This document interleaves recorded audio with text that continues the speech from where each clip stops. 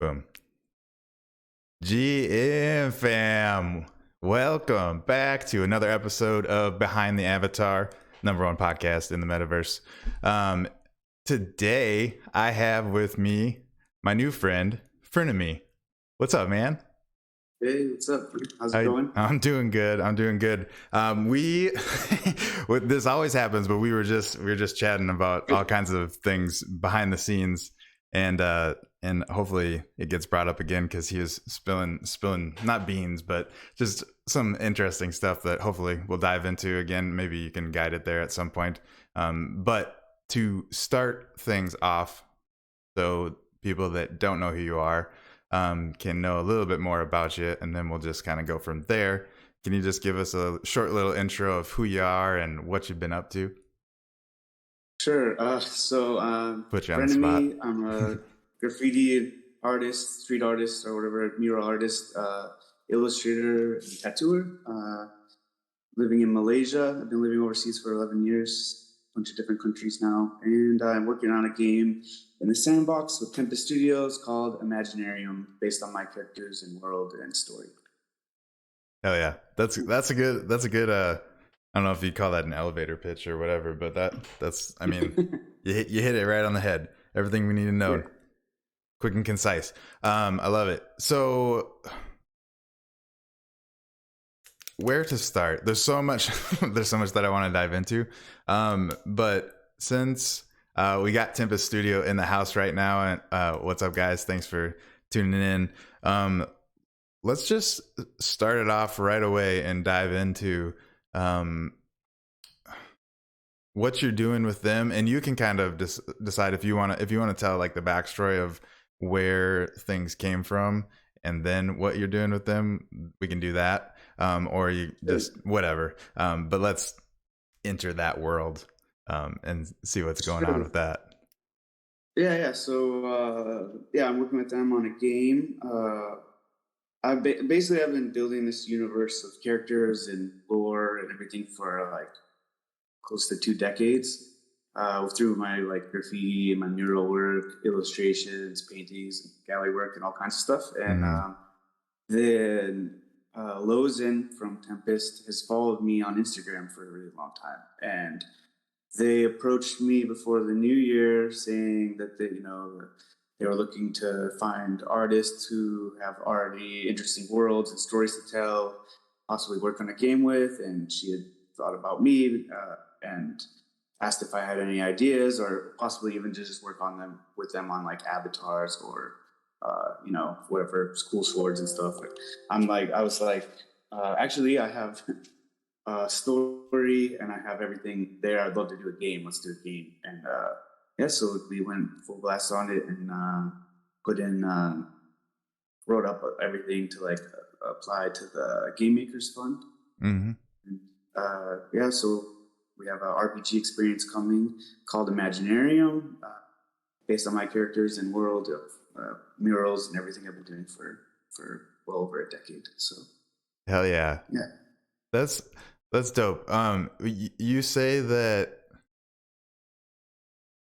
you already had the game like planned, or is it more so you had like a storyline that you thought would fit into a game?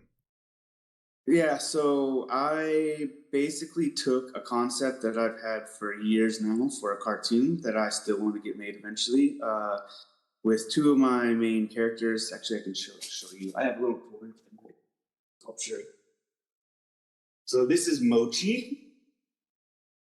It's one of the characters, like it's staple in a lot of my paintings and gallery work and murals and stuff. Yes. And Mochi's best friend is the Doodle Dog, a little pencil dog. And basically I have a whole story and concept for a cartoon that I've been building forever and have like whole lore and tons of characters and stuff behind it, called the Imaginarium. And I just took that concept and transformed it for a game. So I already had everything there, and I just took it and made it so that it could be gamified. Yeah, hell yeah, that's awesome. Yeah. And were you at all thinking in that direction that it could become a game when you were creating all of it, or that's just Actually, whenever they no. approached you, you thought, oh, I could fucking do this. Yeah, no, actually I hadn't, and I also have like a graphic novel that I've been working on called Cosmic Safari, which is another different story. And when they approached me, I was like, well, I could go this way or this way, but then I decided to go with the Cosmic or with the Mochi and Doodle Dog Imaginarium story, just because I thought it would work better for a game. The idea would be more fun. And I hadn't thought about it for a game, but it easily translates for a game. So, Yeah, yeah. uh, yeah. Basically, I'll give you a little bit of a rundown. So, in the game, you enter the Imaginarium, and there's like portals in the game, and you'll enter through a portal, and then you'll be met by Mochi. Mochi will like welcome you, and it's kind of a whole thing like, "Oh, we've been waiting for you. You're like the warrior who's been foretold to come or whatever to help save us." And then the Doodle Dog, Mochi's best friend is the Doodle Dog, and in the cartoon concept or whatever, the Doodle Dog and Mochi work together, and Mochi creates scribble balls from its nose, like doodle balls, Okay, and yeah, yeah. then Mochi can pick the doodle balls up and using his imagination, can turn them into things. So they work together in that way. So in the game, you arrive and then you get taken to a field full of doodle dogs. There's like a bunch of different ones, different shapes, sizes, and they all have their own little personalities and stuff. And then you pick one out that'll be your companion in the game, and it'll follow you around the game. And as you power up, the doodle dog will spit out these doodle balls, and you will transform them using your imagination into things. So, and that's how you play the game. And then the world is under attack by nefarious beings trying to make the Imaginarium like a gray, boring world. And you have to fight against these things to keep the Imaginarium alive using your imagination. And at first, your imagination is not very strong. So you'll get something lame, like maybe a giant Q-tip or whatever. And then as you power up and go through the game, you'll get cool armors and weapons, and then end up looking like this crazy imaginary warrior. And depending on which dog you pick, the game will play a bit different. So there's, you'll get different armor sets, different things will happen in the game, so that every time you play, if you pick a different dog, you'll have a different experience. Hell yeah. That's Yeah. that's fucking sweet. I Thank love you. Yeah. and I love how that like lends itself. I mean, it seems like it lends itself really easily what you already had to a game. Which Yeah. yeah. Yeah, And I'm excited, super excited about it, and yeah, I immediately thought like, okay, this could be a game, and ran with it and started thinking of concepts and yeah. ideas. And the Yeah. world is like it's a 2x2, so it's a pretty big world with a lot of different areas that you get to visit, like forests and cities and all kinds of stuff. And there'll be tons of NPCs. It's an imaginary world, so it's full of imaginary friends and imaginary characters. Yeah. And so throughout the game, you will get to meet tons of different characters. Every time you play the game, hopefully you'll find something new that you hadn't seen the last time. Fuck yeah. Whatever. That's Yeah. that's super cool. I'm so excited to explore. I I think people that have watched me stream before probably have realized this, but I like to wander. I like to wander around worlds. I'm not like I'll play the RPG, but like I'll just like go get lost in worlds and just kind of just wander around and take in and like look at all the different art and like NPCs and things that were created, and it's just fun to wander around the metaverse for me. So I'm super excited to do that in yours because I already love your art, so I know it's just gonna be a trip, and I think I think it'll be super fun. I love that concept too of like crafting. I love crafting things. So but like building your armor and like upgrading like as you go kind of thing. I think that'll be super fun, especially with the cool aesthetic that you have with all of the stuff gonna be. I can't wait to see all the different gears and stuff that you have. I love the, what'd you say, you could have a Q-tip sword or something Like, Yeah, like depending on what one you get, like maybe at first, yeah, the first thing you'll get was like a Q-tip or a giant toothbrush or like something silly, because your imagination is not strong enough to make something uh, really cool yet. And then as you power up and go through the game, you'll get cooler and cooler stuff. Yeah, so yeah, and then how yeah, and the environments like my art, super colorful, super vibrant, and I'll have a lot of different environments you can visit it, and so try to make it super interesting, fun. So. yeah, I think having a bunch of variety is always a good idea. Um, do you have an estimation on how long you guys think it's gonna take to play the game? Is it like gonna be a long RPG, Let's see. Lowe's is in here in the chat.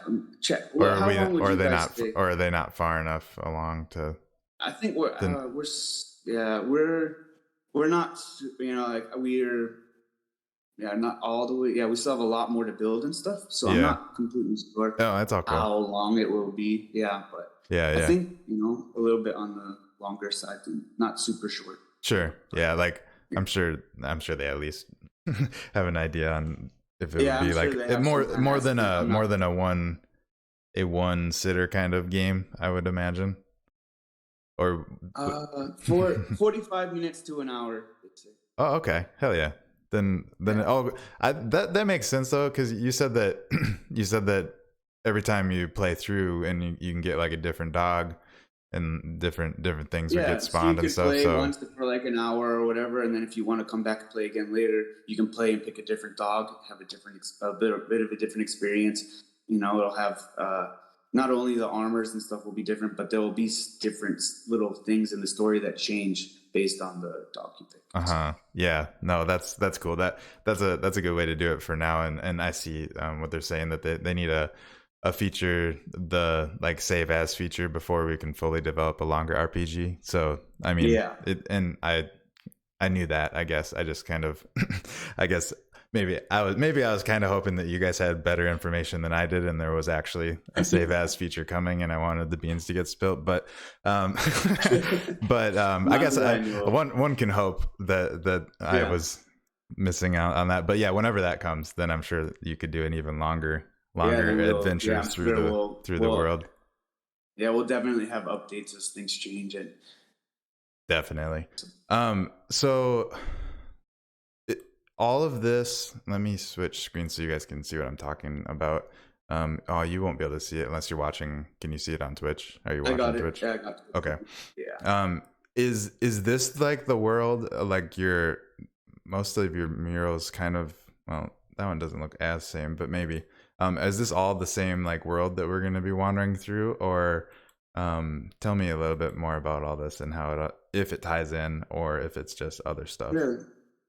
Let me see. Let me see what you So got. I'm looking at the blue guy, blue fuzzy guy with the spear. Yeah. So this is like, yeah, all basically I have like a whole giant universe that I've created, and whether it's Imaginarium or my other project that I'm working on, the graphic novel called Cosmic Safari, they're all kind of set in the same kind of universe. A lot of wild characters and stuff, and but yeah, all of these murals and stuff, it's all kind of based on kind of the world that you'll be visiting. That's So. sweet. How long have you been doing the murals, graffiti, whatever you want to call it? Is it I've been different or the doing same? Probably different. so.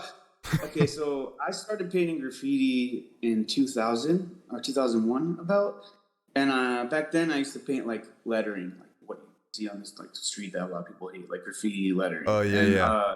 that's kind of how I learned. That was my art school basically. I don't have any formal training. Everything I know about art is from graffiti. So I used to paint a lot of illegal graffiti in Austin, where you're from, where Yeah. you live. That's where I was living before, and so for a long time, till around 2009, all I did was paint graffiti. But I would draw these characters. I've been drawing these characters forever since I was like, yeah, and I've been developing them forever. And then I kind of took everything I learned from graffiti, and I started around 2009. Started to paint them, my characters, and painting them in the street, doing murals and painting like watercolors and stuff.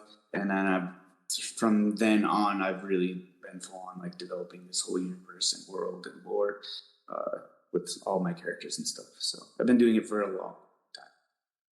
that is a long time, and I think that's cool. Like how you kind of went from like it kind of evolved and into what it is today.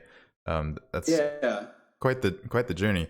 Um, Like this one you're showing now, actually. So a lot of my work revolves around like my game's called Imaginarium, but a lot of my murals and paintings, a lot of my stuff is about imagination. Like this mural is like, what if you could see someone's imagination come to life in real time? So the character has a book, and then half the head is open up, and the imagination is like shooting out onto the wall as he's holding a sketchbook.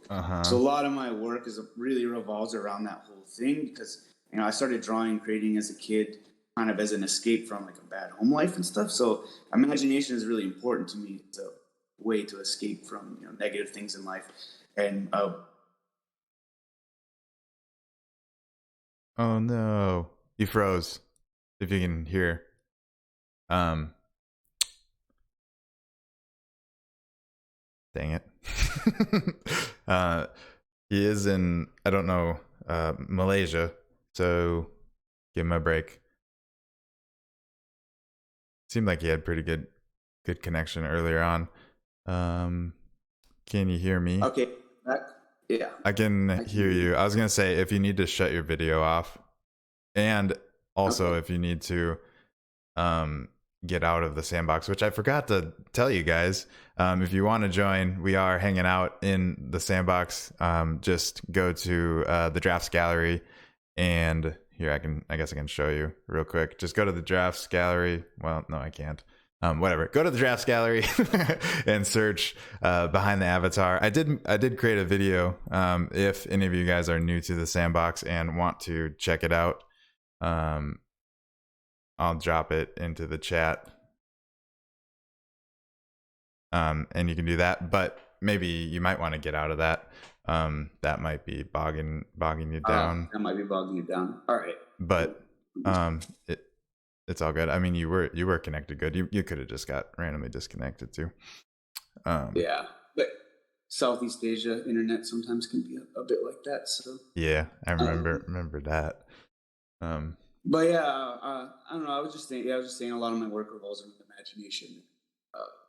If I can invite people to like escape a bit into an imaginary world, the way I did with my favorite books and cartoons as a kid, it's kind of like what I go for with my work, making something fun and a place to like escape into. So yeah. Which works for a game pretty well. Heck yeah, it does. Yeah. I mean, I feel like Yeah.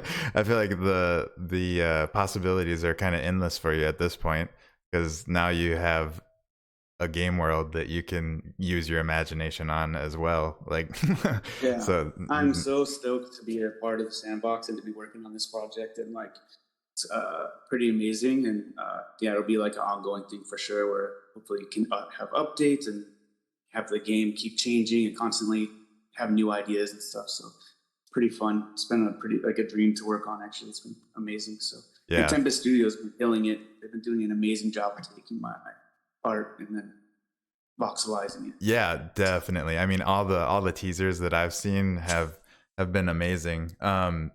Speaking of teasers, do you want to we show the preview? Yeah, you should show the preview. Yeah, I put a little preview together specifically for this to show everybody. So, I mean, we're not super. We're far along, but not far enough along that the game, the preview won't have like all the NPCs running around or any of the bad guys you have to fight or anything like that. So it's more of an environment preview, and you can see like a little bit of an armor set and then some preview of a couple of the NPCs that'll be. Heck yeah, and I mean, yeah, it'll give everyone a good feel for the vibe of what it's gonna be, because that's when after I watched this, I was like, oh fuck yeah, like this is gonna be fun. You guys are crushing it, Tempest. By the way, great job. Let me switch screens so y'all can see it too. And I don't know if you guys will be able to hear it. If you can, great. If not, sorry. But here you go.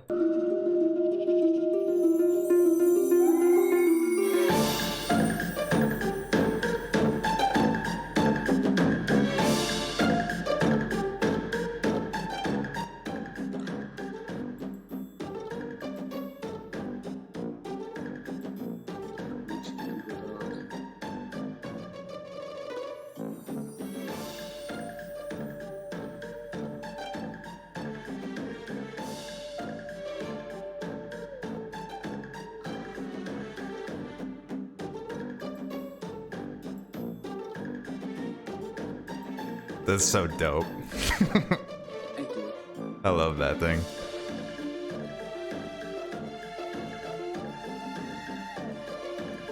Crazy armor set. One of the armor sets. Oh, he moved up.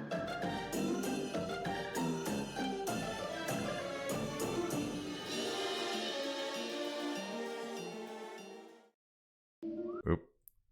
Hell yeah. That, I mean, you, when you sent that over, you told, I don't remember how you worded it exactly, but you're like, ah, it's not like that far along, and I don't think you said like don't judge it or whatever, but like basically you're just saying like there's still a lot more to come, and I was like, that's a fucking good teaser. Like, I don't know. I mean, yes, you could show, I guess, some quests and stuff eventually, but or some more people in the world, whatever. That's a cool teaser. I think you did a good job. Thanks. Yeah. Yeah. It made me excited for it, and I'm sure everyone that's watching it is pretty pumped to check it out too. Oh yeah. Let's talk about that armor set, because that was very cool. Maybe I can get to it and pause it, because that is. Let me switch back over. Yeah, I'm so like the concept art that I drew for it, and then what their team did to make it animated and shit is sick. I'm so stoked. I got it, and I was like, "This is even beyond what I was hoping for. It's fucking awesome." So yeah, you look and the little belt buckle with a mouth. It like blinks or like yeah, like that was just like a little it's pretty cool. I replayed just this like section like 5 or 6 times and just loving the animation. So whoever did this on the team, or if it was a team effort or whoever had their hands in this, it sounds like a lot of you. I mean, you did the art. It's fucking good job. I can't, I don't, not to shame any other armor sets out there, but I don't think I've seen one that's my favorite until now. Like, thanks, man. Yeah.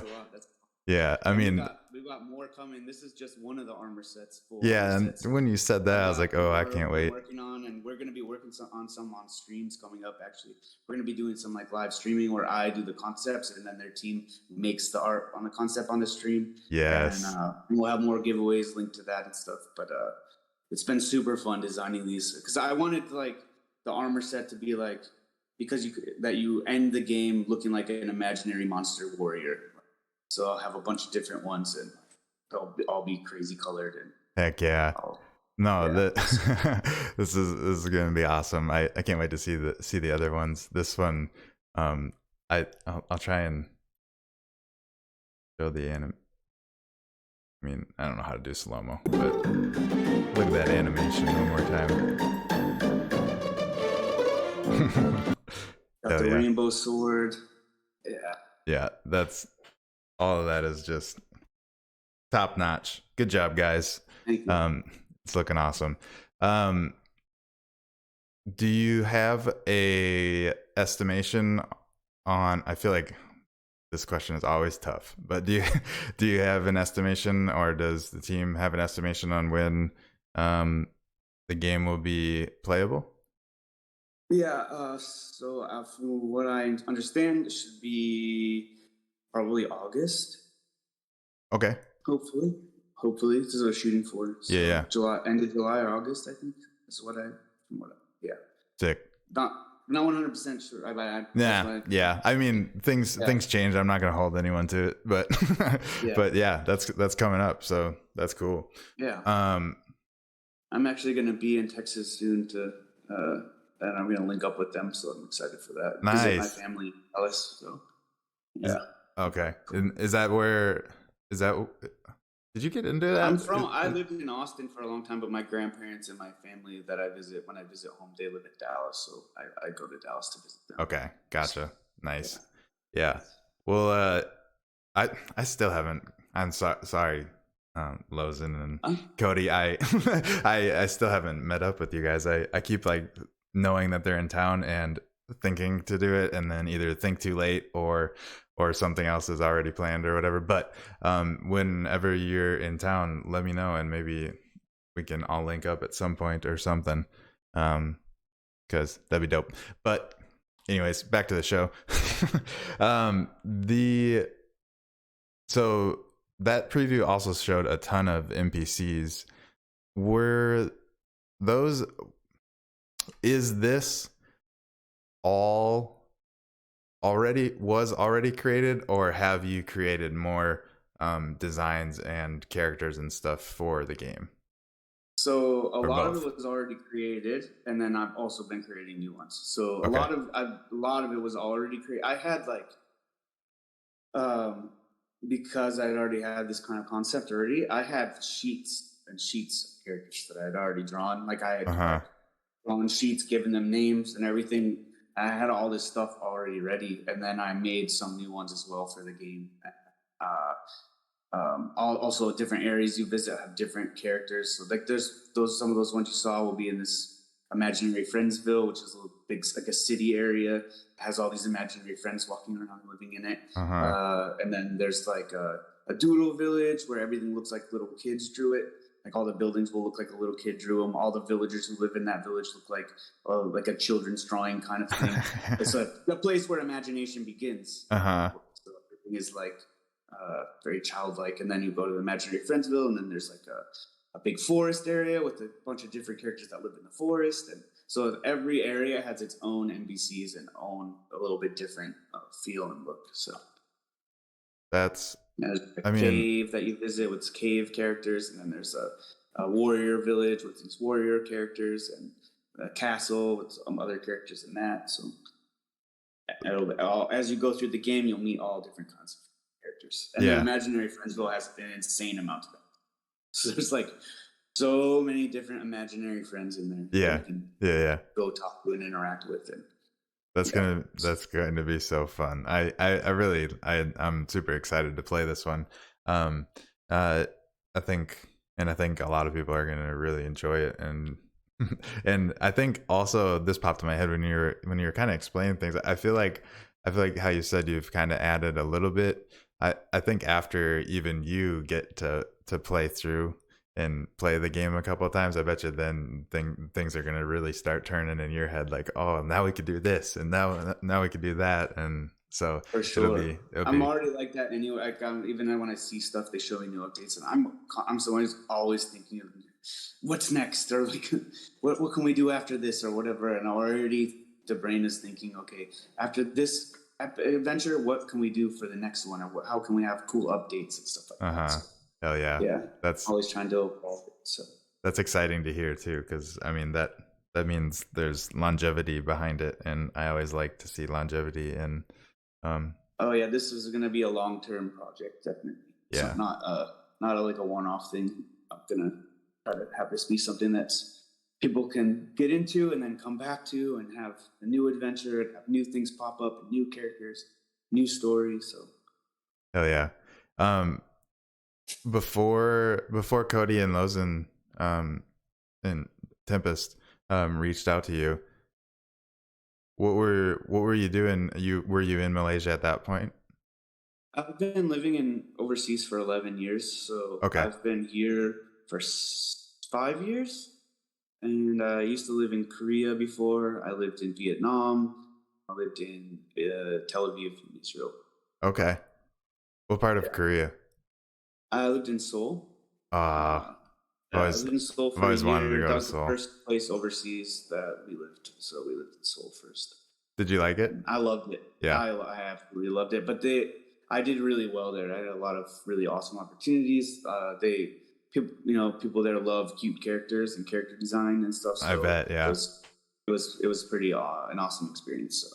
Actually, I think I have a children's book that I put out called Kimbop Was Born to Explore, and I even named my character Kimbop after there's like a Korean snack called Kimbop, because Koreans showed me so much love when I was there that I was like, I'm gonna put a little ode to heck yeah. Korea in my book. That's cool. Yeah. I saw your book. I think I was probably stalking your Twitter feed or something. I saw your book, which is super cool. Available on Amazon. If I can find the link before I post this, I'll drop it in the links. Game, man. Kimbop's a little Easter egg in the game. My children's book character. I actually have the speaking right here. This character, Kimbop. Oh, nice. Did you? Walking around the world. Did you send over? I don't even know what photos I have. Did you send over I don't anything think I with? sent that one over, No. but Okay. Then yeah, I must have saw it on your Twitter. And then I also saw that you did like a collaboration with a coffee shop or something. Was that in Korea or that was was in that? Korea. Yeah, I did a coffee guru naru. It's basically like a Korean Starbucks or coffee bean and tea leaf. The it's basically the first 3 months I was there, whatever. I met with a bunch of street artists there. I actually messaged the street artist like, "Hey, I'm moving to Korea. I don't know anybody. Would you like to meet up?" And uh, she's like, the first week I was there, she's like, "Yeah, I'm going to this art show. You should come." And I met up with her, and then she introduced me to this guy who worked for this big art magazine there. And I gave him my name card with an illustration of actually with Kimbap on the front. And he was like, "Oh, this is so kyopta, so cute, so cute. I actually have a project. I'm looking for an artist for a coffee shop show." And I thought like hanging art in a coffee shop or something. And I'm like, Yeah, "Oh, yeah. okay." I just was like, sure, like yeah, we could talk about it or whatever. And I met him for the meeting like a week later, and it was at this giant coffee chain. And he's like, "Yeah, so we're gonna make coffee mugs that we sell at all the stores. We're gonna have cutouts of your characters in the windows, and we're gonna do a spread of you in the magazine." And I was like, "What?" And that was my intro into Korea, and I was like, "Oh shit, this is pretty amazing." It was like pretty surreal at the time, you know. And then from there, I ended up getting a lot of other awesome opportunities. I worked with Converse there, did a Converse collab, and did a bunch of cool stuff, and got mural opportunities and stuff. And Korea, yeah, as I said, Korea was really good to me. But yeah, I went for what I was expecting to be just like hanging some art in a coffee shop. Ended up being that, which is pretty awesome. That's funny, and I feel like that's probably what I mean. In your shoes, that's probably what I would have like assumed I would be walking into is like, oh, they just wanted some of my art to hang on the wall or whatever, and if it Yeah, sells, this is like whatever. early in my art career or whatever, you know, and I just moved there or whatever. And That's a fucking awesome like experience, and that was like your first place traveling in Southeast Asia ever. Yeah. that was the first time to Asia at all. Like we had my wife's an international school teacher, so she teaches like kids whose parents like work for embassies or whatever, and then also like local kids and stuff too. But it's like basically like American high school. So she's an art teacher, and it always been her dream to teach overseas. And we were originally we're talking about going to Europe, and then yeah, the job opening was in Korea, and we just decided, hey, let's just go try it out. And moved to Korea, and I loved it. She didn't like the education system's quite hard on kids there, so she didn't love that. But I like as I said, I had all this crazy stuff Yeah. happen. It was like a dream come true, and I was like, oh, I don't want to leave here. But it was fine. That was like the very beginnings of. I mean, I had already been doing some stuff in Austin and stuff, but this was like really a blast off for my art career, and I was like, this is amazing. I don't want to leave. But it was awesome. And then we moved to Vietnam after that. Vietnam was also really cool. I have been to Vietnam. What part of Vietnam were you in? Ho Chi Minh City, Okay. Saigon. Okay. Yeah, I've only been to Hanoi. Is that right? Yeah, It's been a while. the north. Yeah, Yeah, north. the northernish Yeah. coastal city. I mean, I guess it's kind of all coastal, but um, but oh, I need to read this question before I Yeah, leave. I saw Before, that question. I was actually just waiting. I was going to say actually I should answer this question. They yeah, asked if my time in Asia has influenced my art at all. And I think in some ways it has. I was already really into cartoony, cute stuff. Anyways, like being influenced from like as I said before, Dr. Seuss, Where the Wild Things Are, and like cartoons, like all the Nicktoons stuff from when we were kids. Like when I was a kid, like Rocko's Modern Life and Doug and dude. Ren and Stimpy Yeah, especially, and all of that kind of stuff. So yeah, I kind of mixed all of those things together to create my own style, and also my background in graffiti. How I color things is heavily influenced from my colorful, quirky graffiti that I used to do or whatever. And but then moving to Asia, I think like my characters became more bubbly than they at the beginning. They were a bit more gritty. I would say I had a lot more like dark line work, a lot of hair, and like more dark. Actually, my graphic novel I'm working on is more style, and my newer stuff is more bubbly and like happy and cartoony, which is definitely I think an influence from being yeah, over here. yeah.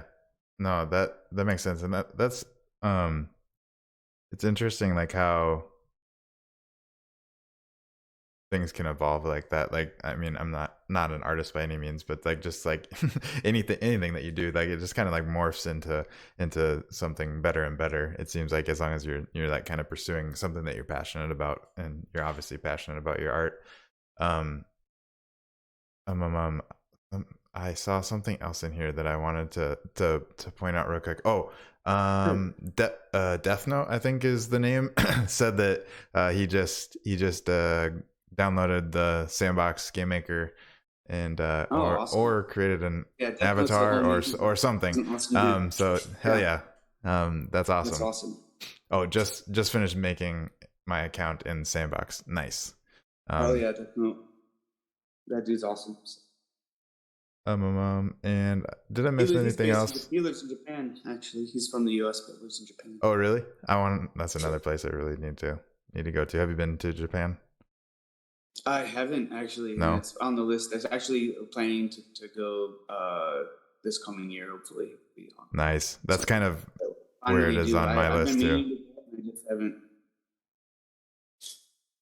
I feel like, I mean, I feel like it's more manageable for you than than Yeah, me. for sure. It's kind It's of an it's expensive trip, especially for someone from the U.S. It's quite expensive. So. yeah, and it's such a long flight. Like that was Yeah, that's why whenever I've gone to Southeast Asia, I've spent months there because because I'm like, if I'm gonna fly all the way over here and spend 20 goddamn hours on a plane, I'm gonna yeah, stay here for a while and enjoy it. yeah. Real monsters, Every time I yes. visit home, it's like that. Oh yeah, and all real monsters, of course, for sure. I got actually. I'm not a big the pop quiz. I don't collect them too much, but the Nicktoons ones I love. Nice, I got yes. all real He was monsters like up one of my on my shelf. favorites. I Yeah, and I got the Rocko's Modern Life. Rocco. Gotta keep all the info around it. All my favorite cartoons, Yeah, for hell sure. yeah. So, I after you said that, like where like kind of your inspirations have come from, it clicked with me. It's like, okay, that's why I love your art, because it's all the things that I love kind of meshed into an art form. And I oh, think, thanks, man. yeah, so that's cool, because I mean it really is, it's a I think it's like a probably causes some form of nostalgia. Um, Looking at it, even though it's not something that I'm familiar with, it still like brings back those same vibes. Probably, I don't know. That's awesome. That's a big compliment. Actually, because that's what I go for. Like I am so influenced by all those things I loved as a kid that I wanted to create something. Like as I said, my dreams to have a cartoon eventually, or I want to create and I do the children's book. Like I want to create something that if I can have that, if my with my art, if I can have kids look at my world and art and be inspired in the same way to create their own universes or imagine or whatever, then that'll accomplish what I, Yeah, hell yeah, you know. and So I that's think you're really cool. well on your way for that. Thank you. 3D prints of your characters. I saw a question. I don't know if there's a question before that, or are you planning on Uh, 3D prints, or do you? Oh yeah, you have some already. Here's Crumb, but this is the first iteration of it. I need to rework it because the legs and it's a little bit too fragile. Like I made this for a show, and I made a couple of them, and the other one broke, and it was so it's too easily breakable to like mass produce or to have like available. But I do want to make more. But the Doodle Dogs, these are a little bit more sturdy, so I'm planning to try to produce more of these in some form or whatever. Especially with the game coming, it would be cool to have Doodle Dogs available for people Yeah, to get. those So almost feel like they could be made of, and maybe it would be more expensive. I have no idea what things like this cost, or or any kind of like business mindset of it. But like, I feel like looking at that, I would expect it to be made of like a rubbery material. I don't know why, but it would be sweet to get some made like that. I definitely it's like something Gumby. in the works that I really want to do. So yeah, I have Yeah, some little heck yeah. characters. So, You could yeah. you could do. I mean, like I said, I don't know how much that would cost, but you could use that as like a instead of having a card at a conference or whatever, you could give out little, or like a fucking stress balls. Stress Oh yeah, make stress balls out of Doodle Dog. or doodle dog. Yeah, yeah, yeah. I was thinking Mochi is Mochi. like Actually, it would work. Yeah, because he's around. yeah. Yeah, that would be cool. That'd be cool too. But doodle dog erasers definitely. Um, you can make so many different ways of doodle dogs. Like you could make like a real doodle dog and have it be an actual pencil. Yeah, that would be awesome. You just couldn't sharpen it too much because you don't want to Yeah, sharpen off the or ears. have little things you can stick on your pencil, so your pencil has legs. Yes. And legs and ears, and yeah, Yeah, a costume for your pencil. yeah. Get the kids to fall in love with it, and it'll be the new cool thing in the school system that all the teachers hate. That's cool. Sweet. So okay, I mean, there's all kinds of directions that my head is going. One, I'm just curious about your time in Southeast Asia. Like, how you said you've been there for 11 years straight? Yeah, yep. I've only been back to the U.S. to visit. I haven't been overseas for a long time. Heck yeah. That was always like the first time that no, I take that back. The second time that I traveled to Southeast Asia, it was kind of like a thought in the back of both me and my wife's mind that maybe we were going to stay over there. But after, I think it was like 5 months, we decided to come back to the States. And obviously we plan on going back and traveling more eventually. But it was always like a possibility. And so I always love to just talk to people that have been actually living it, because I mean, it's definitely, I think that one of the things that we missed or was like making us, and I don't know, it could have been a combination of a bunch of things, but one of the things that whenever we got back to the US, we really realized that we took for granted was like all of the like simple things, like being able to drink water out of the water faucet in your fucking kitchen. I mean, most, at least everywhere that we were, you definitely couldn't do that. I don't know if there are places that you can or not. But Korea, you could. Korea, you could. Vietnam, you definitely couldn't. Here in Malaysia, you can, but you gotta get a water filter put on the thing. But with a water filter, you're fine. Nice. You drink out of it. But yeah, I don't mind that kind of stuff too much, actually. Yeah. I don't know. I felt so when I lived in the U.S., I felt like a weirdo who didn't belong, or I just didn't feel, I don't know. So when I go to a place where I'm not supposed to belong, for some reason I feel fine. I don't know. I get that. Some weird way. I feel fine.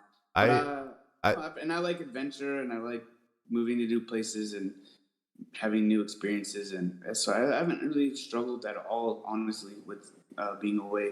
When I go home, of course I go get the things that I miss or whatever. Yeah.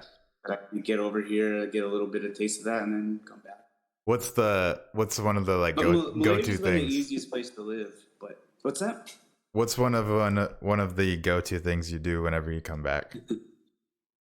I mean, a lot of it's food, food stuff. But like, I grew so as a kid who grew up with like terrible parenting, and I just ate junk food and stuff. I love Little Debbie snacks. Oh, dude, I used to fuck with Little Debbie's. I really love Little Debbie snacks, so I always get Little Debbie's when I'm home, and I always bring them boxes of them back with me. My junk, and then what's your favorite food? Probably mine's zebra cakes. Zebra cakes are really good. Christmas zebra cakes. Pies. I love those as well. This is a weird one, but they used to make these little apple cookies, but now they only have them at Halloween. They're like the pumpkin ones now. Okay. They're like little pumpkin soft cookies. I really love those. Yeah. They make so many good Christmas trees, of course. Any of that kind of stuff, the zebra cake, all that's. Oh, the Christmas trees go hard. If they had Christmas trees year round, I would have been a fat kid. I mean, I was already pretty fat, but yeah. Whataburger. Do you miss Whataburger? Whataburger. Yeah, I like Whataburger. I love taco. They just opened Taco Bell here actually in Malaysia, but Mm, it's a very limited menu. But I was still yeah. stoked out for junk food. Taco Bell was always a go-to. Yeah. Like cheesy gordita crunch. But being from Texas, I have to go get real tacos, like some Yeah. barbacoa tacos. Those are my favorite. I miss those, so I always go for that when I'm home. I bet. Is Yeah. there a I guess maybe you don't go to And Austin. Texas barbecue, of I was course. gonna say, yeah. Is there a barbecue Barbecue. place that you always have to go to? Because I feel like there would be for me. Actually, no, there would be for me. I would need to if I was back in the States and I was in Austin, I would need to go to Terry Black's. Yeah, for sure. Terry Yeah, Black's is yeah. so goddamn That's good. the spot. Yeah, yeah, yeah. um, You asked live music. Uh, for sure, yeah, for sure, live music. But actually, here in Kuala Lumpur, where I'm living, there's a pretty decent. I used to actually sing in hardcore bands I saw for a that long too. time. Yeah, I said like so that was like a big part of my life for a long time, and I still like to go to hardcore shows and punk shows and stuff like that. So here in KL, there's a pretty big scene for that. So I still get to go see pretty good live music when I want to, or whatever. And also other kinds of I like all kinds of music. So there's a lot of touring bands will come to KL, which is good. When I lived in Vietnam, I was starved. There's only like cover band like you go to some bar with Nothing. like a crazy cover band or whatever. There's not I like was gonna say I don't remember anything there. In good. Korea, also had a pretty decent hardcore punk scene and stuff too. So, but Nice. yeah, but I do miss that some. But actually, one of the things that I love about like being from Austin, people there you would become so jaded. You know, you get to see every band that come through, and you go to a show, and people are just like, okay, you know, like, but like here when something comes, people Everyone's are excited. so they're like Yeah. fucking so excited. Like Power Trip came here and played before the pandemic. That actually was for friends of mine. I don't know if you know like a I, really awesome metal or like hardcore metal band or whatever, like thrash band. But they played here, and I knew the singer since like we were kids or whatever. You know, oh, we used to cool. play. But all the kids, dudes here are like going up, like asking for autographs, taking photos. Like, we went so stoked they played it, and the whole place is going insane or whatever. And I love that. I I was gonna like say, I that bet you it's a excitement great still, energy. you know? Yeah. Yeah, it's a great energy. You know that people still get excited about things and aren't all like too cool and That like is jaded. that I is really cool. hate that. I haven't Come on, experienced that in a long time, to be please. honest. You know, like don't be too cool for things. Like it's Yeah. good to be stoked. You know, Yeah, and it's okay to be excited. yeah, yeah. Yeah, I need to go to a festival or something again. And I just miss that good energy. Being around just a bunch of people that are just enjoying life. Um, Yeah. that's awesome. I had a question that you mentioned. Oh, Malaysia. You said it's super easy to live in Malaysia. Yeah. Why is that? So, unfortunately, actually, it's probably due to the fact that it was colonized. Uh, So it's very westernized in a lot of ways, and there's like my best friend here. I made he's a amazing tattooer, Taco Joe Taco. You should check him out on Instagram. Anybody listening who's into Shout out. tattoos? But I started following him when I moved here because of his tattoos, and then pretty much the first week he posted his daughter just been born. He posted his daughter with this like hardcore record from this band called Scholastic Death, which is like a super obscure band that sings about reading books and nerd stuff. And I really love them. They're one of my favorite bands. Yeah. And they're like anywhere else they've been Vietnam, like you're probably impossible that anybody's gonna like know that stuff. And I'm like, what? And he grew up in the same era of hardcore and punk that I did, and like with a lot of the same kind of stuff. So there's a lot of cultural things and like that aren't so different, or like a lot of the media that people take in here are the same kind of media. So I don't know, it's like easier, and the language barrier is not so hard here. It's like it's easier. Like in Korea, everywhere I've made all my friends have been local because all my friends are graffiti artists and street artists and tattooers and all of that kind of subculture stuff. So with that kind of thing, you automatically have a common bond and a way to make friends. But if there's a strong language barrier, your friendship can only go so far. You can't make those deeper connections or whatever. And I tried to learn Vietnamese when I was there, but it's fucking impossible. Ugh. It's like I can't 7 imagine tones, or learning and it. you Yeah. don't say the tone completely correct, the word means something else, and Right. there's like and if you can't hear tones right and you can't say the tones, then like forget it, you know. Yeah. Where here everybody speaks English, and it makes it easier to make those, you know, friendships and bonds, which I really is important for, you know, and awesome. But also like grocery stores here. You go to a grocery store here, it's basically like a grocery store from back home. That's It's nice. full of, you know, it's not as insane as the U.S. because people in the U.S. probably don't realize this, but you don't have a whole aisle full of laundry detergents. Right. You have like a small section, Or a whole aisle of cereals. you know, like, or bread. You're just like, yeah, this is your bread. You can pick 3 different kinds of bread or whatever, you know. Yeah. Which makes things, but also you have those. You can get Doritos if you want. When I lived in Vietnam, if you saw Doritos, you might not see those things again for like 6 months. So you better grab 4 bags of them or something, you know. Yeah. So there's a lot of convenience here when it comes to that. So you don't end up missing things from home as much or whatever. Mm-hmm. So I feel like that it's definitely been on my list of places to go. I don't think my wife has really looked into it too much, so I don't think she really knows what it's all about. But I think Malaysia is a place that a lot of people sleep on. You know, everybody goes to Thailand. Everybody goes to Cambodia. We've been to Thailand twice now. You know, yeah, Thailand's beautiful. I mean, I love it. We're at the store, so it's a cheap flight. Yeah. And Air Asia is here, so actually you can get cheap flights to Malaysia pretty easily. But it's a beautiful country. People are amazing, super nice. It's definitely a cool place to live. Yeah. That we were actually one of the times when we were in Thailand, we were at Koh Lipe, which is like the southernmost island, and I'm pretty sure I don't know if you can see it, but like you're pretty close to Malaysia at that point. Yeah. I could throw a rock to it or something, or throw a football over the mountain. But one of the other cool things about Malaysia actually too is that it's basically like a melting pot of Asia. So the population here is a huge Indian population, a huge Chinese population, and then the local Malay people. And so with that, you get all kinds of food, all kinds of culture. Like, you know, there's that's what cool I Indian live temples, for. you know. Yeah, so you get like everything, like which is really cool. And it's the food. The food is amazing. Like you can get tons of street food, I would imagine. Like a lot of amazing street food, and you can get every kind of food, and that's what's one of the things I love about it. I miss going to a night market like every night for dinner. That was I can't believe you can. And it's cheap. The food you can eat like a king. So cheap, and a huge meal for like $3, you know. Mm-hmm. Yeah. Pretty awesome. I remember just always eating way too much, and then that's my thing too. I'd eat too much, and then I'd be like, I need to like bring some food back to where we're staying and give it to like the neighbor or whatever, because it's like if I'm eating like this, they get to eat at least a little bit of it, because I feel bad for a lot of people that live over there. But I mean, it is what it is.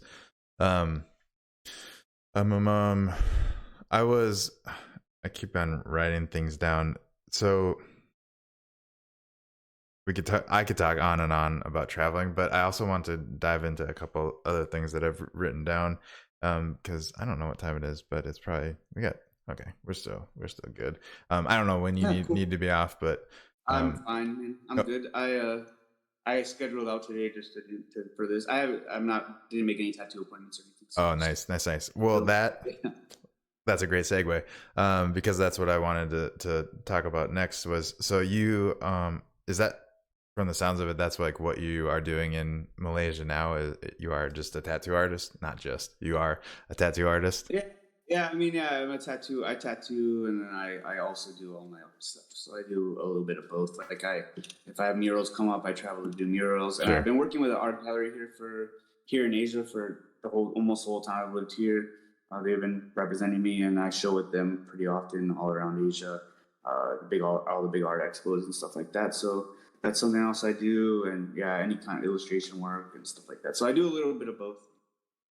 But my main thing is I go to the tattoo shop every day. Well, not every day. 4 or 5 times a week. Usually I go to the tattoo shop. Tattoo. Nice. And I'm pulling some of your tattoos up on the screen, by the way. I love the style of tattoos that you sent over. Is this typically the style that you do? It's like, Yeah, it's pretty much all. The studio I work at is pretty much people like it's not a walk-in place. It's like people usually book in to get tattooed by the artist for specifically the work that they do. Mostly, of course, we take some walk-ins if they come, but it's usually more like that. And my tattooing is fun because it gives me a chance to be creative in a completely different way than what I normally do. Like so. I don't want to tattoo my illustration. I mean, I would do it, if somebody wants it, but I like having a different outlet where I do like more like a traditional American traditional style tattooing, but like with a little of a twist with my graffiti influence and stuff, and make it a little kind of make it my own thing or whatever a bit. mm-hmm. So, but yeah, it has a nice outlet to be creative, totally differently. No, I dig it. I want to get tattooed by you. So if we're I'm in ever Dallas, I'm gonna be there soon tattooing for a few days. Oh, so are you? If anyone listening is around Dallas, I'll be at Golden Rooster Tattoo for the last 2 days of May and the 1st of June. Hell, 29th, 30th, and 1st. Yeah. okay. Yeah. You need to message me the details on that. For sure. Because I'm down. But so I really love this one, which is why I'm getting distracted. By the way, I don't think I mentioned to you, but my second screen is over here. So whenever you see my face in front of the microphone, it's because I'm looking close at the screen that I'm sharing. But I love what it. You say it's the cosmic hobo frog, the cosmic frog. Yeah. This has a pretty crazy story. So, this guy DM'd the shop. He was asking to get tattooed, and then he had then looked through the Instagram and he liked my work, and he saw these frogs that I do or whatever, and he was like, "Yeah, I want to get tattooed by this dude. I want to get one of those hobo frogs or whatever." And I'm like, "Okay, message me. I'll draw you up something new." And we got to talking, and he was here from Colorado, just as a tourist. He's like, "Oh yeah, I'm from Denver," and blah blah blah. And I'm like, "Oh, okay, cool. Yeah, I have some friends in Denver." And he comes to get tattooed, and we start talking. And he's friends with my friend Kevin, who's like a graffiti crew with me, who visited me 2 or 3 times when I lived in Vietnam or whatever. I have a bunch of tattoos. He's also a tattoo artist. And he's like, "Oh, you know Kevin?" and blah blah blah. So he's like, "Yeah, I wanted to get tattooed by someone who I could normally not get tattooed by when I come here." And he ended up getting the American dude who was friends with his friends in Denver. The one guy how that small the world is. Like, what? Seriously, you're friends with my friend in Denver, and he was this train hopping dude who streaks on trains and stuff, and kind of into graffiti a little bit or whatever. So he wanted the hobo frog. So I drew up this cosmic hobo frog for him or whatever. It's actually one of my favorite tattoos I've done recently. I mean, I would. I love it. Story. Thank you, man. Yeah, thanks. and it's cool to have a story along with it like that. Whenever you're doing someone's tattoo, you generally draw up the design yourself, or do they bring you something? I generally I pretty much just do my own stuff. Yeah. And if they bring me something, base it off of something. Tiger, I think there was a tiger on here. Yeah. So with that one, that was actually a dude from Australia, this surfer dude who came to get tattooed, and he had some references of tigers that he liked. And then we don't draw someone else. We won't tattoo someone else's design. Mm-hmm. So we will take what you have, and then we'll draw a remix of it, in our own way. So yeah, he had this tiger. He wanted this kind of crazy Tibetan style tiger, and I drew up my own version of it and made it kind of wild or whatever, because he wanted me to do it in my way anyways. And then he had this sun, the sun is based on a sun from a surf brand. And I just kind of took it and changed it very slightly, barely at all. And we kept that because he's a surfer and wanted that specific. Gotcha. That's cool though. I like that. And I mean, that's what I've gotten a few tattoos, but that's what I've always wanted in a tattoo artist, is to I tell you something that I'm thinking about, or a story or something, and you create it for me, and now it's on me. Thank you. Yeah, that's the way we work at the shop. Like, you'll come with your idea, and then we'll also tell you if it works or not. Not everything works as a Right. tattoo. Some people have like some crazy ideas where they want 40 different things in one tattoo, and you have to like slow down, slow down. Maybe you get a couple tattoos to like represent that or whatever. Yeah. But you have to guide your client in a nice way and be like, well, or even if their idea is not a good idea, like a really bad idea, you're like, yeah, okay, but how about we do it like this, and then show them something cooler, and then I'll get them in a nice way to like get the cool idea. Yeah, instead of Yeah, what is not going to look good and you don't want people to know that you did it. yeah, exactly. Yeah. What's It's like if any kind of design work. You're working as a graphic designer, or you're working or whatever, even doing murals and stuff. Like like someone comes with me with their ideas and so good, you have to gently guide them towards the good ideas. yeah, You have to learn the art of not being because some tattooers can be real dicks, honestly. I'm sure. Wanna, and like it's but be nice. You don't have to be. Yeah, you don't have to be that way. Yeah. Yeah, that's good. Cuz I mean you are the expert, really. I mean, you know a lot more about what goes into tattooing than most people that are getting tattoos, I would imagine. Yeah, I mean, obviously some and people, people only know what they know, so you can't, right. you just inform them. Exactly. Yeah, Whenever you're doing murals, is that like commission work? Like people just yeah, like reach usually, out and are like, "Hey, we want a mural here, and will you do it?" And yeah. do they give Generally, you like a general guidelines, like this is what we're looking for, go wild with it? yeah. So sometimes it depends. So it all depends on the client or whatever. Like, so for instance, that imagination mural that I showed you, that was for a festival in Oklahoma City where they fly out or have a bunch of different artists come out to the city, and it's sponsored by like Google and Monster Energy drinks and all these people, and they kind of give the artist free reign, like but they tell you what you can't do. Like you can't be painting some super offensive like crazy stuff or whatever, but Yeah. they give you the wall and then you design whatever you want. So I have jobs like that sometimes, and then I'll have jobs like I think I sent you one where it's like it has the before and after, where it was like a big ugly gray building, and then it was like purple with like a big giant mural. Maybe I sent that, and then there's like has Mochi and Doodle Dog on it or whatever. Oh, I think I But found for it. that one, Here we go. yeah.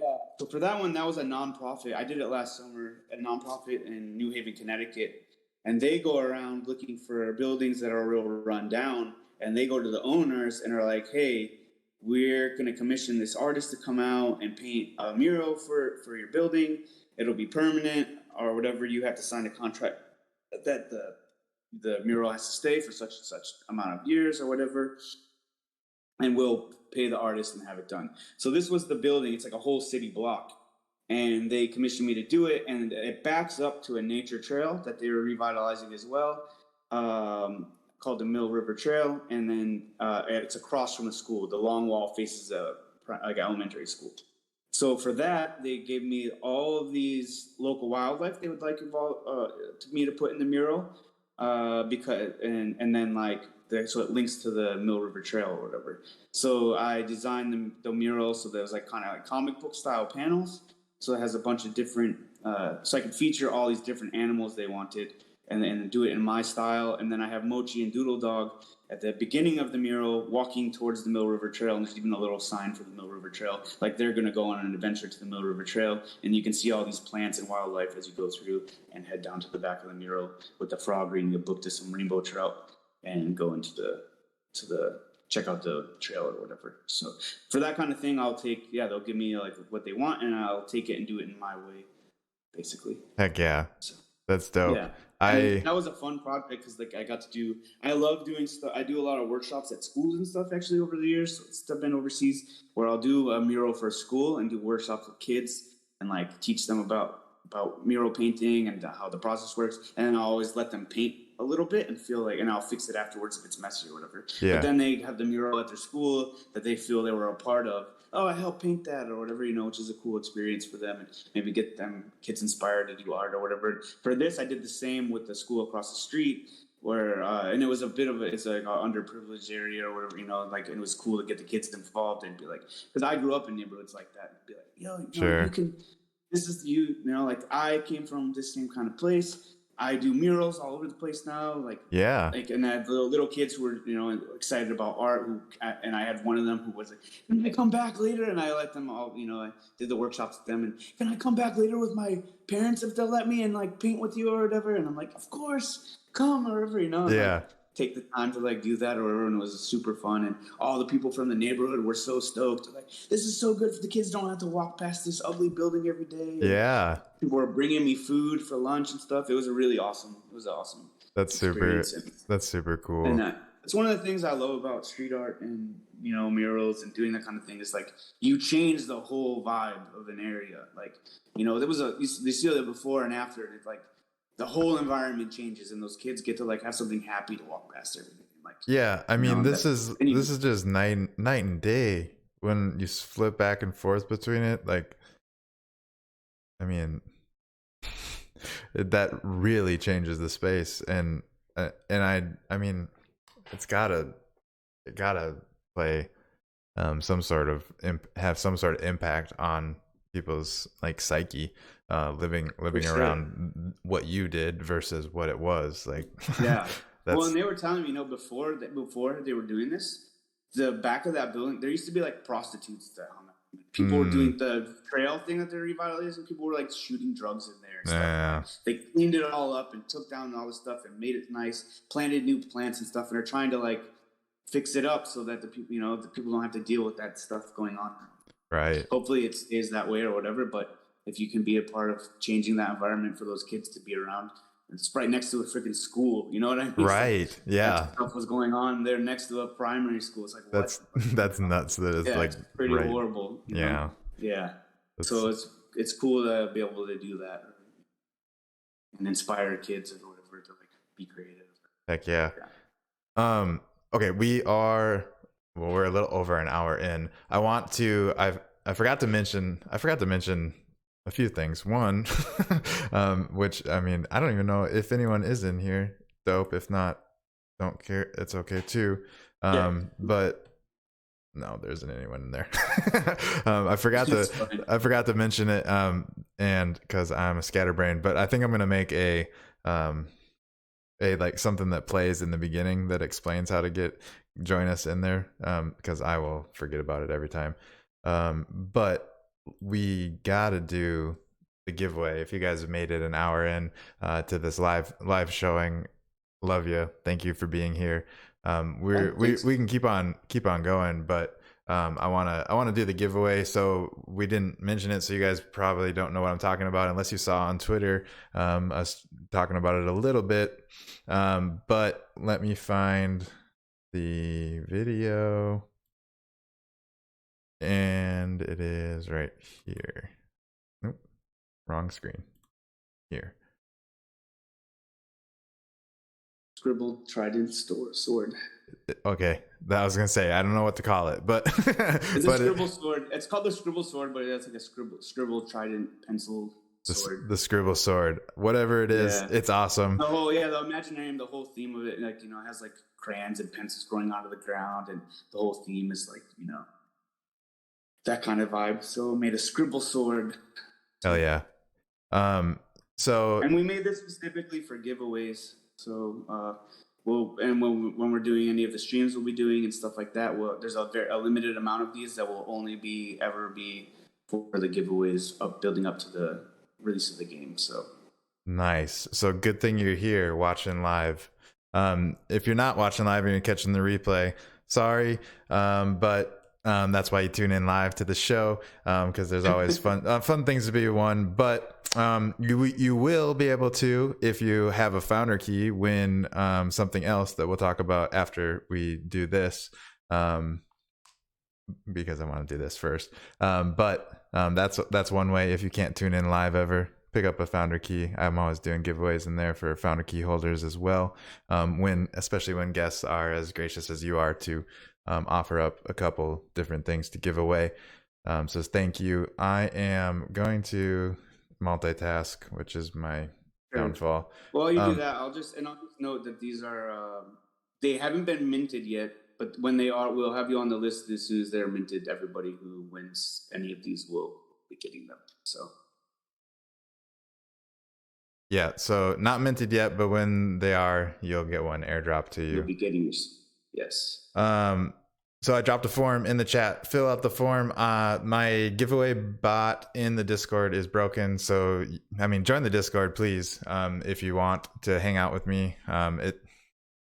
That's like probably the best place to get like announcements on what I'm doing, to be honest, so you don't miss anything.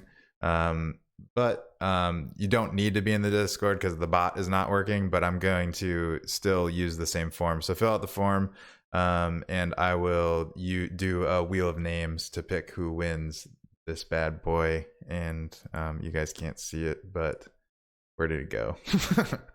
I don't know where it is, but there it is. So go ahead, fill that form out that I dropped in the chat, and I'll do a drawing here in a little bit. And then while I have this up, if you're a founder and you have a founder key and you're in the Discord, I'm going to be doing a giveaway for this whenever I put out the early release of this episode in the Discord. So keep your eyes peeled for that. I'll announce it.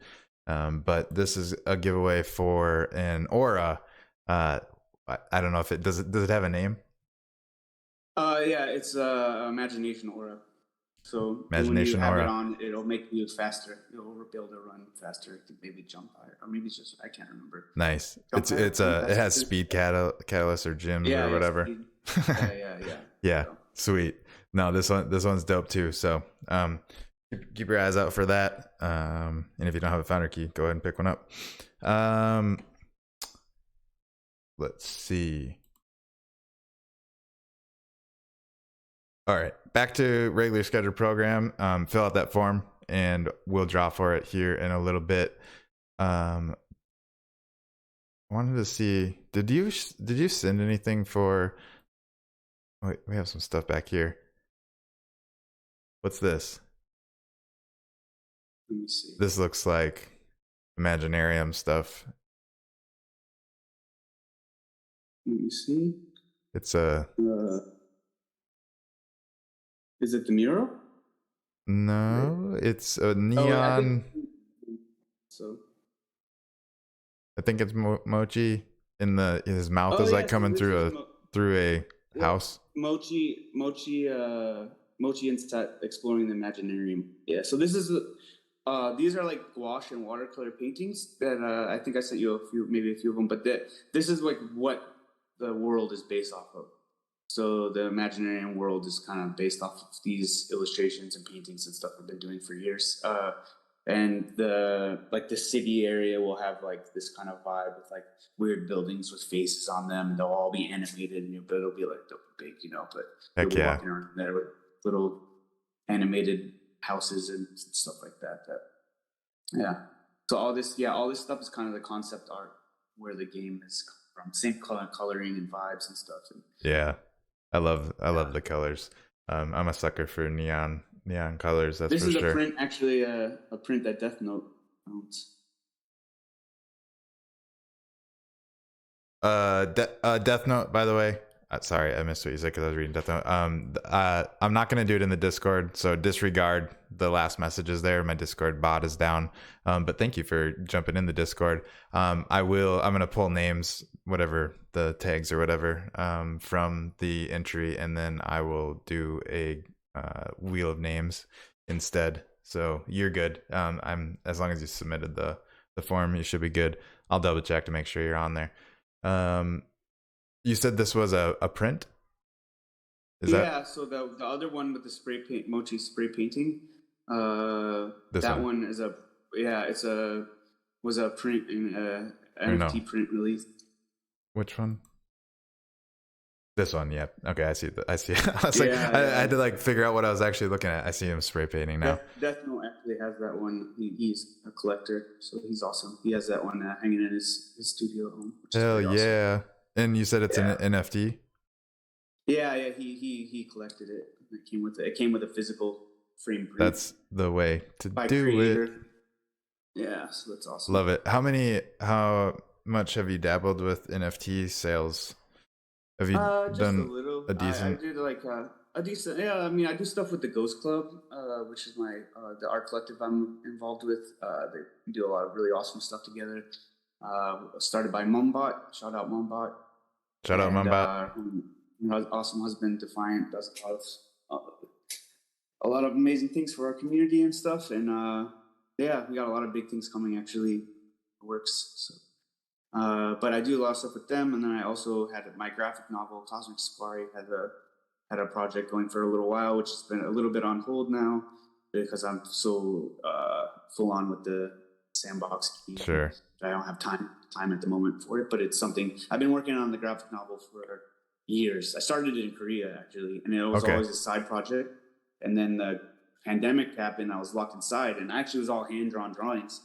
I had a big stack of them, and I was like, I had just gotten a new iPad, and I was like, you know what? I should start scanning these and coloring them. I don't have anything else to do. And then I did that, and then I started drawing more pages, and now I'm like almost 80 pages in, and I have about 20 more to finish.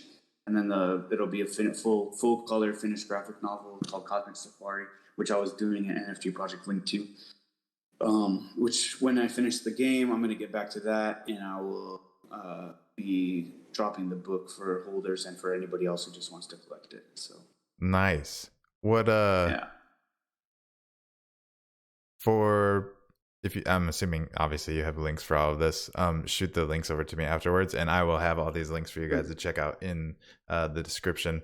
And I'll drop them in the Discord as well, with an announcement afterwards, just so if you guys are listening and want them to go check out any of this stuff, you obviously can do that. Because I'm curious about all of it now. So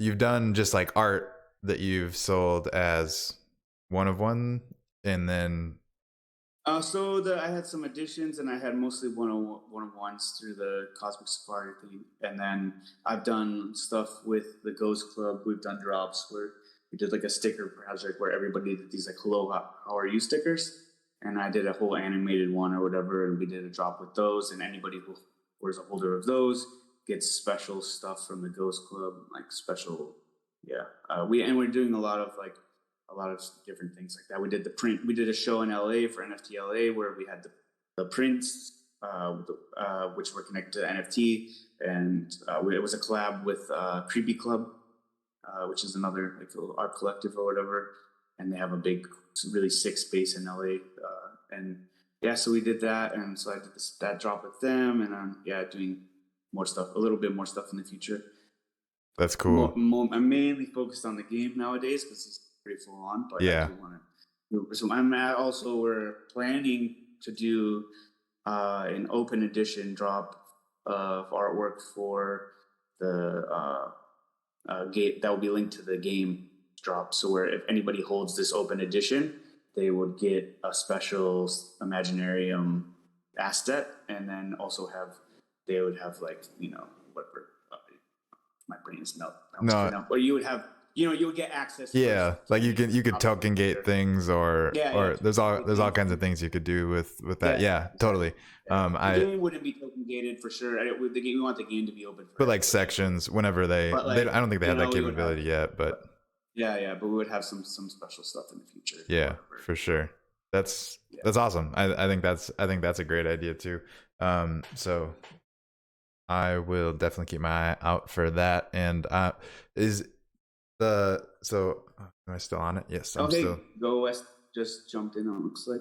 Hey, Go West. What up, Go West? What up, There's chat? There's a giveaway going on if you want to get in. Yeah, I'll drop the link one more time here, guys, and then we'll do the drawing here shortly. Fill out that form. You don't have to follow the directions. Just fill out all the information. You don't need to go to the Discord. Go ahead if you want to. Obviously, you're welcome.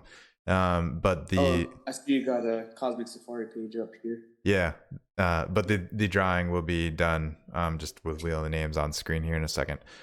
So yeah, go fill that out. Yes, I have Cosmic Safari up, which I'm interested about now. So there's an NFT behind this. So I was doing NFTs. I did some for at first I did some like one-on-ones that were animated scenes from the book. Then I did a few additions, and then I started dropping pages. Where if you're a holder of if you're a holder of this, then you will, when the book comes out, you will get a signed copy of the book for supporting the project or whatever. But it's kind of been put on hold for now. But eventually, I'll plan to get back. But yeah, it's a crazy story about Cosmic Safaris. Like basically, it's about this character Crumb, who's basically a iteration of Mochi. They're in this. It's basically kind of like a multiverse kind of thing where like Mochi is the like bubbly, happy world version, and then Kim Crumb is in a more of a grittier world version or whatever, and it's a completely different story and everything. But their characters look a little similar, but the Crumb version is very hairy and like more just more gritty, and this whole story is a little bit more gritty, not as cartoon friendly, kid friendly or whatever. I dig it, but it's not too gritty, but a bit, and it has like a lot of more of adult humor and stuff in it. And but in the comic, Crumb gets abducted by aliens from his home planet and taken to this cosmic safari planet, a planet where beings are collected from all over the universe and brought to this like cosmic safari basically, and it's about Crumb's adventure on this planet, trying to escape and like meeting all kinds of crazy beings along the way and making friends and whatever. That's awesome. So I wanted to make a story where like I could have it was kind of like Imaginarium. I'm not somebody who likes to just make one character. I want to have a character I'm known for, of course, but I like to make shitloads of characters. Yeah. So with the Cosmic Safari concept, I was like, okay, this is a story where I can like constantly be creating new characters. New characters are, being beamed down to the planet, or you're meeting new characters along the way and have a crazy story involved. So I love that.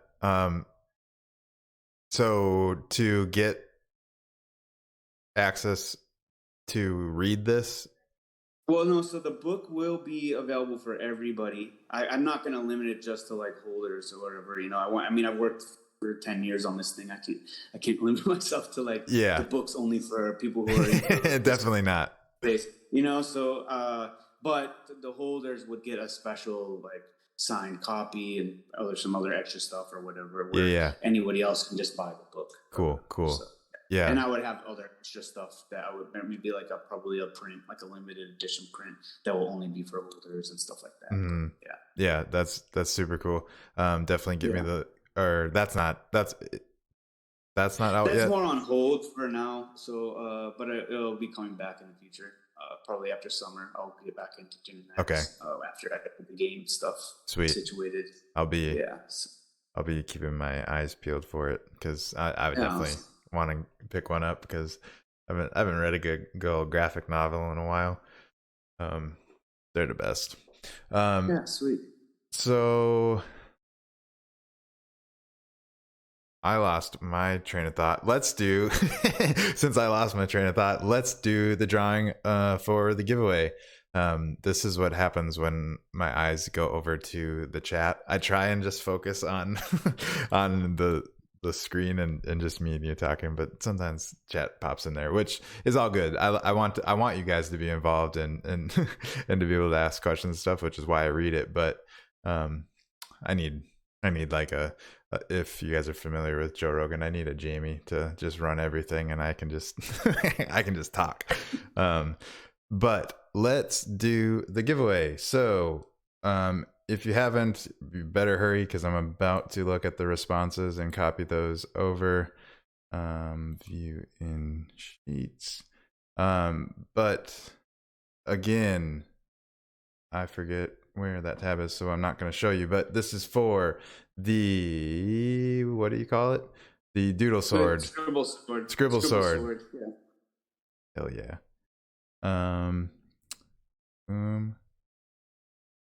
Copy.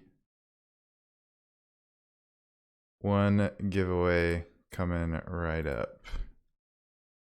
Boom. Oh, I'll show you guys a screen. So We had, what's it say, 6 entries? Let's go. Ready, 1, 2, 3. Click and spin.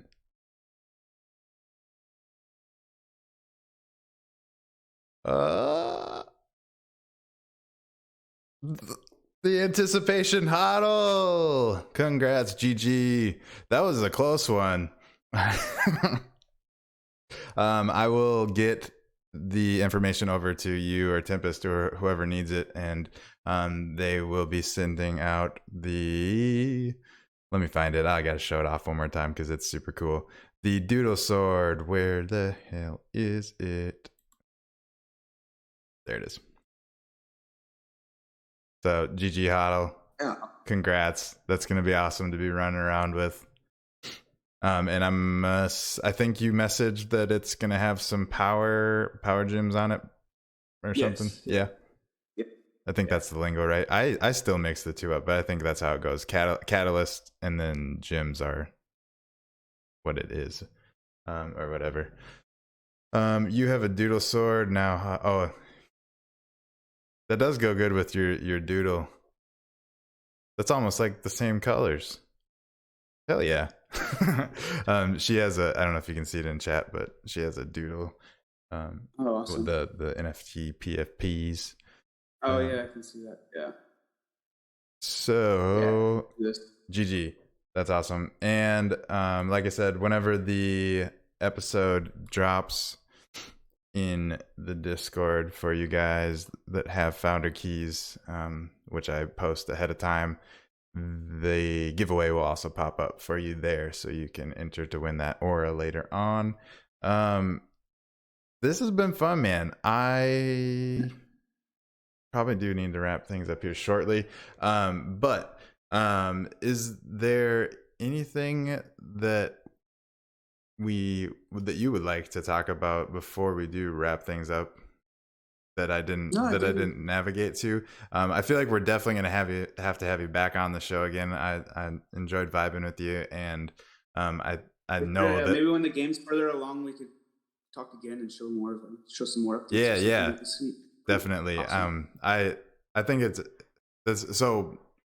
that's what I kind of envision with this show, is that we're gonna meet some really cool people that are doing really cool stuff in the metaverse, and I'm just gonna keep tabs on them, and we'll keep kind of following along, and we'll check in and see how things are going down the road, and just kind of keep documenting it and letting people know about it. So I think awesome. There's definitely going to be cool stuff from you down the road, so for people to look forward to. So hell yeah. Awesome. It's been great getting to know you, and I think this was a great first episode to kind of get some feels for what life has been like and what really has been going on behind the avatar. I'm going to give you the stage one last time. Just plug yourself, let people know where they can find you, support you, do whatever, and then we will bounce on out of this place. Yeah, awesome. Yeah, thanks for having me. It's been awesome. And yeah, you can follow Play Imaginarium on Twitter for sure if you want to get updates about the game. We're going to be doing giveaways. We're going to be doing live streams with Tempest Studios, where I stream actually making the concept art for the game, and then their team will be streaming making the actual assets or making all of the stuff. So that's pretty awesome. And involved in that will be more giveaways. You can follow me at FRENEMY Life on Twitter, Instagram, TikTok, all of those things. Find me on there if you want to follow my art, tattooing, murals, all that kind of stuff, as well as game updates and stuff. So, and FRENEMYLife.com if you want to check out my website. Yeah. Heck yeah. Thanks so much for coming on, man. And thank you, chat, for tuning in live.